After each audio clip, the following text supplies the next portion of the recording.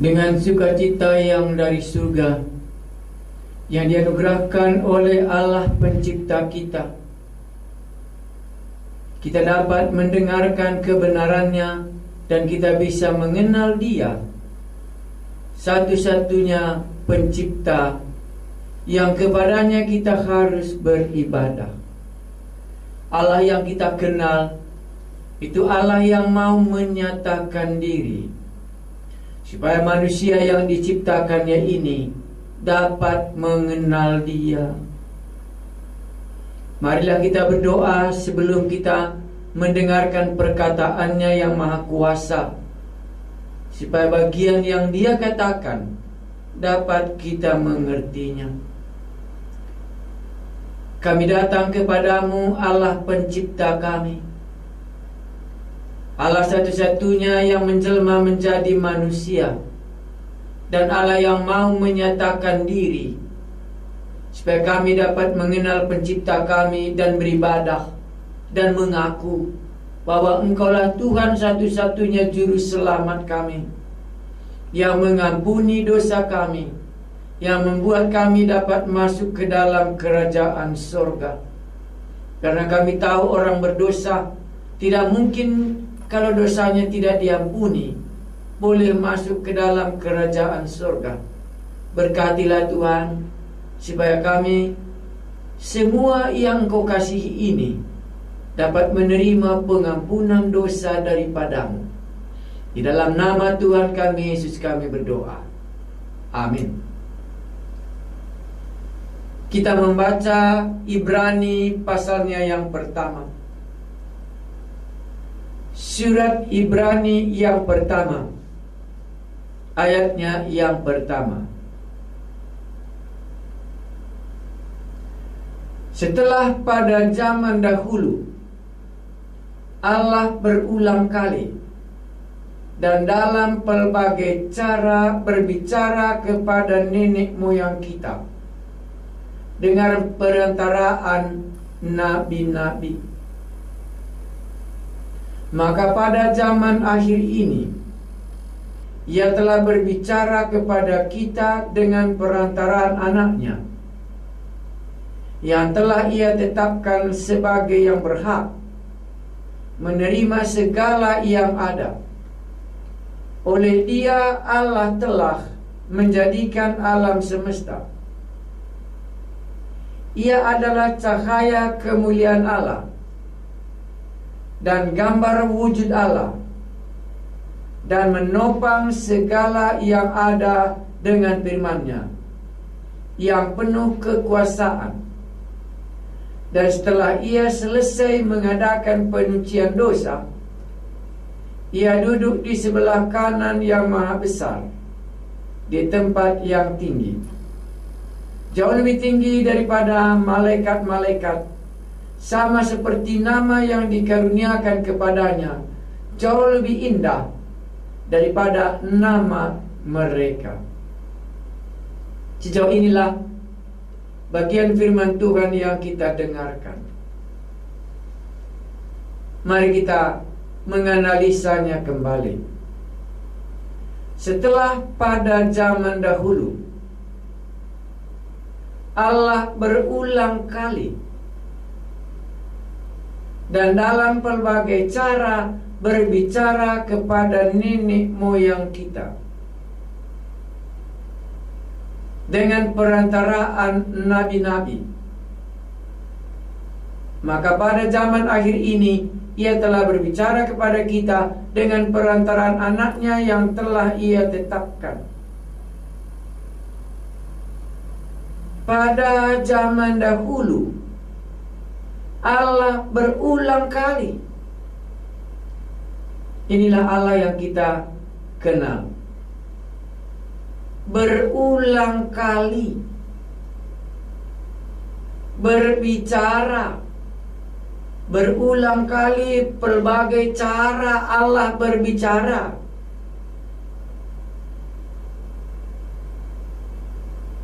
Kepada Adam Allah berbicara. Kepada Nuh Allah berbicara. Kepada Abraham Allah berbicara. Kepada Musa Allah berbicara. Allah yang kita kenal itu Allah yang berbicara kepada manusia yang Dia ciptakan. Waktu Adam dan Hawa diciptakan, Allah berbicara kepada dia.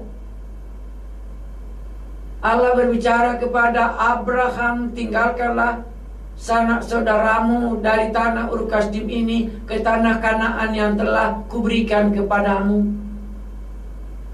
Allah berbicara kepada Musa, pergilah ke tanah Mesir, bebaskanlah umat pilihanku itu. Allah berbicara kepada nenek moyang kita. Allah dan manusia punya hubungan yang baik. Allah mencari manusia dan menyatakan kehendaknya kepada manusia itu. Allah berbicara, menyatakan pernyataannya supaya manusia memiliki kebahagiaan hidup di bumi ini. Allah berbicara. Itulah Allah yang kita kenal. Itulah Allah yang kita kenal sampai hari ini. Dia masih berbicara kepada kita. Pada zaman dahulu Allah berulang kali berbicara kepada nenek moyang kita. Dalam pelbagai cara Allah berbicara. Kepada Musa Allah berbicara itu dari semak duri belukar waktu dia melihat terang di situ. Allah berbicara kepada Abraham waktu dia memberikan persembahan. Dan pada malam itu Allah berbicara kepadanya. Allah berbicara. Kedua, ini maksudnya mereka langsung mendengar firman Tuhan tanpa perantaraan. Kepada Abraham Allah berbicara, kepada Musa Allah berbicara, kepada Adam dan Hawa Allah berbicara tanpa ada perantaraan di antara mereka. Allah berbicara kepada Abraham. Dan dalam berbagai cara berbicara kepada nenek moyang kita dengan perantaraan nabi-nabi. Kalau kita ikuti cara Allah menyatakan diri, Dia berbicara secara terus terang. Nabi mulai muncul dalam zamannya Samuel. Nabi mulai muncul dalam zamannya Samuel. Dan nabi-nabi mulai dipakai Allah untuk alat Allah menyatakan firman-Nya kepada manusia. Itulah makanya banyak nabi di dalam perjanjian lama. Baik Nabi Yesaya umpamanya, baik Nabi Amos umpamanya, baik Nabi Yunus umpamanya, yang khusus menyampaikan firman Tuhan kepada orang Niniwe. Allah berbicara bukan saja kepada umat Israel, tetapi juga kepada orang-orang lain di luar Israel seperti Niniwe. Allah berbicara melalui Nabi Yunus, dia menyampaikannya. Jadi salah satu cara Allah menyampaikan firman-Nya itulah melalui nabi-nabi pada zaman dahulu. Allah menyatakan firman-Nya melalui nabi-nabi. Maka jelas dikatakan zaman dahulu Allah menyampaikan firman-Nya melalui nabi-nabi. Ayat yang kedua, maka pada zaman akhir ini. Jadi dalam kacamata Allah, ada zaman sekarang ini yang kita di mana hidup hari ini. Maka pada zaman akhir ini, jadi menurut mereka, dahulu itu mulai dari kitab Kejadian sampai kitab Maleakhi. Itu dahulu. Itu zamannya nabi-nabi semuanya. Tetapi mulai dari Matius, itu bukan lagi nabi-nabi. Masa zaman nabi-nabi sudah berakhir. Mulailah masa perjanjian baru. Nabi berakhir dalam zaman kitabnya Maleakhi. 400 tahun tidak ada nabi sebelum datang Yohanes Pembaptis. Dan datanglah Tuhan Yesus. Itulah yang dimaksudkan. Maka pada zaman akhir ini, kedatangan Tuhan Yesus merupakan sudah zaman akhir. Kita sekarang hidup bukan lagi zamannya nabi-nabi. Kita hidup sekarang ini dalam zaman akhir ini. Ia telah berbicara kepada kita dengan perantaraan anaknya. Dulu nabi dipakai Allah untuk menyampaikan firman-Nya. Tapi pada zaman akhir ini, zaman nabi-nabi sudah berakhir. Waktu Yesus mulai lahir di kandang domba, anaknya sendirilah yang dipakai oleh Allah. Firman menjelma menjadi manusia dan diam di antara kita. Dia mengajarkan firman Tuhan kepada kita dalam zaman akhir ini. Maka di kacamata Allah, Dia memakai banyak cara untuk menyampaikan firman-Nya kepada kita. Itu zaman dahulu kala. Tetapi sekarang Dia sudah mengakhiri zaman itu, dan Dia memulai zaman akhir ini. Dia memakai anaknya sendiri yang berbicara kepada kita. Firman menjelma menjadi manusia dan diam di antara kita setiap kali Yesus ada. Di tengah halayak ramai yang berbondong-bondong datang, Dia menyatakan firman Allah kepada mereka. Maka pada zaman akhir ini, Ia telah berbicara kepada kita dengan perantaraan anak-Nya. Inilah nabi yang terakhir. Anaknya sendirilah menjadi perantara untuk menyatakan kebenarannya. Dia tidak lagi memakai orang lain, tetapi Dia mengutus anaknya sendiri untuk menyatakan firman-Nya kepada manusia hari ini. Maka pada zaman akhir ini, Ia telah berbicara kepada kita dengan perantaraan anaknya. Makanya kalau kita membaca Injil, itu pasti kita membaca bagaimana Allah berbicara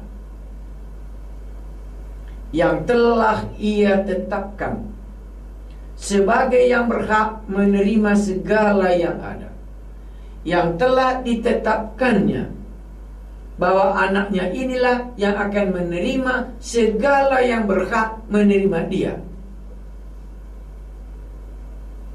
sebagai yang berhak menerima segala yang ada.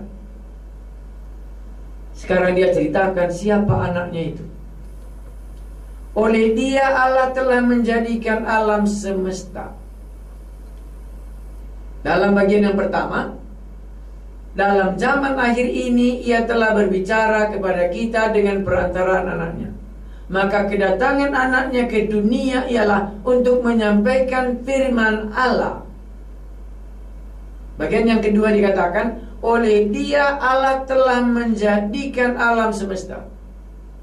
Anaknya yang datang ke dunia ini ialah ia menciptakan alam semesta ini. Tanpa firman tidak ada yang jadi di dalam dunia ini. Pada mulanya firman Allah. Firman Allah itu bersama-sama dengan Allah, dan firman itu adalah Allah sendiri. Dan firman itulah yang menjadikan segala sesuatu. Anaknya itulah yang menciptakan segala sesuatu, yang telah ia tetapkan sebagai yang berhak menerima segala yang ada. Oleh dia Allah telah menjadikan alam semesta. Melalui Yesus alam semesta dijadikan. Melalui Yesus Allah berbicara. Maka dia katakan, bukan perkataanku yang kukatakan, tetapi apa yang disuruh Bapa kukatakan, itulah yang kukatakan kepadamu. Maka kamu tidak mendengar apa yang kukatakan, tetapi kamu mendengar apa yang ditetapkan Allah kukatakan kepadamu. Perkataanku ini adalah perkataan yang Allah tetapkan, yang harus aku sampaikan kepadamu. Anaknya itulah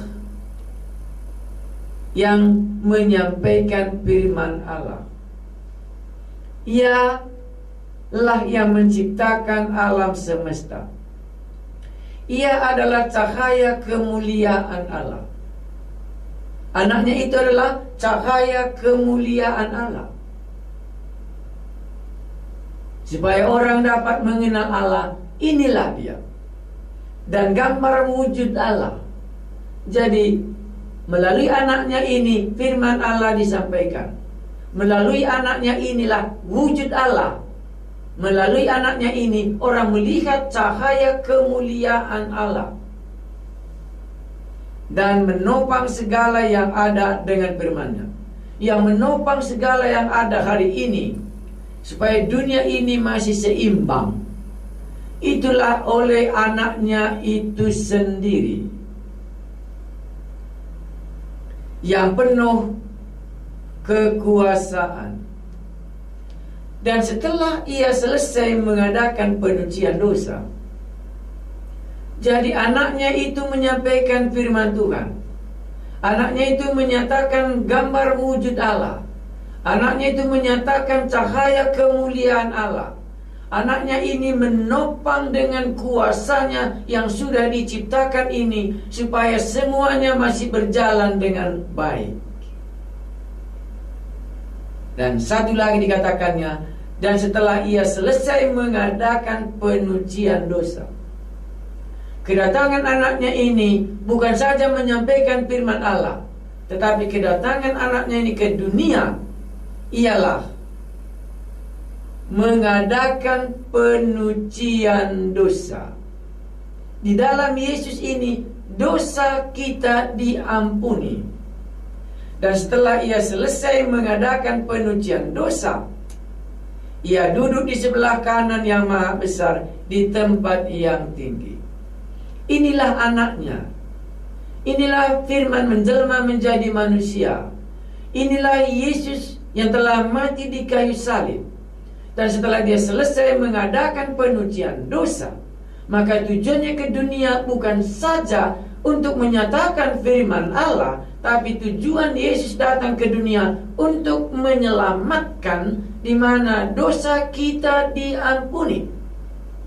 Itu maka dia berkata kepada orang lumpuh itu, "Hei anakku, dosamu sudah diampuni." "Hei anakku, kuberitahukan kepadamu bahwa anak manusia berkuasa mengampuni dosa di dunia ini." Itulah sebabnya akan dikatakan dari kayu salib, waktu dia disalibkan oleh prajurit-prajurit masa dalam zaman kekaisaran Romawi, Pilatus, Yesus berkata, "Sudah selesai." Dan setelah ia selesai mengadakan penyucian dosa, ia duduk di sebelah kanan yang maha besar. Waktu Yesus katakan, "Waktuku telah tiba," Yesus tahu bahwa harinya telah tiba untuk berangkat dari dunia ini kepada Bapanya. Sesudah dia selesai mengadakan penyucian dosa, dia sekarang duduk di sebelah kanan Allah di surga. Saudara yang kekasih, inilah cara Allah berbicara melalui anaknya pada zaman akhir ini, sehingga tidak ada lagi nabi sesudah dia, karena sudah selesai penyucian dosa. Sudah datang anaknya sendiri memperkenalkan Bapanya yang di surga, dan sekarang dia telah ada di sebelah kanan Allah Bapa. Sesudah dia menyelesaikan penyucian dosa, maka setiap orang yang percaya kepadanya, dosanya sudah diampuni. Jauh lebih tinggi daripada malaikat-malaikat, sama seperti nama yang dikaruniakan kepadanya. Jauh lebih indah daripada nama mereka. Anaknya ini jauh lebih tinggi daripada semua malaikat-malaikat pun. Kami mengucapkan syukur karena Allah berbicara kepada kami dengan berbagai cara pada zaman dahulu, oleh nabi-nabi, kepada nenek moyang kami. Tetapi pada zaman akhir ini, Engkau telah menetapkan bahwa melalui anak-Mu lah Engkau berbicara kepada kami. Dan sesudah selesai penyucian dosa, Yesus Tuhan kami naik ke surga. Kami mengucap syukur buat firman-Mu ini. Kalau ada di antara kami ini yang belum tahu dosanya sudah diampuni, hamba ini berdoa supaya mereka menerima penyucian yang berasal daripada-Mu, sehingga dosanya diampuni dan menerima bahwa Yesus itulah Tuhan kami yang telah pada zaman akhir ini berbicara kepada kami. Di dalam nama Yesus ini kami berdoa. Amin.